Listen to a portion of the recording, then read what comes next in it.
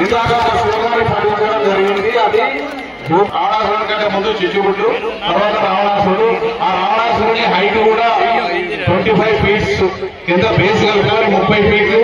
చివరికి ఒరిగేటప్పుడు అంతం 10 తలల రావణాసురుడు అంతం జరిగినప్పుడు ఏదో ఒక దిశగా పడిపోతాడు. కాబట్టి ఆ బారికేడింగ్ దాటి లోపలికి వెళ్ళొద్దని, దయచేసి అందరూ బయట ఉండాలని మీ అందరికీ సూచన.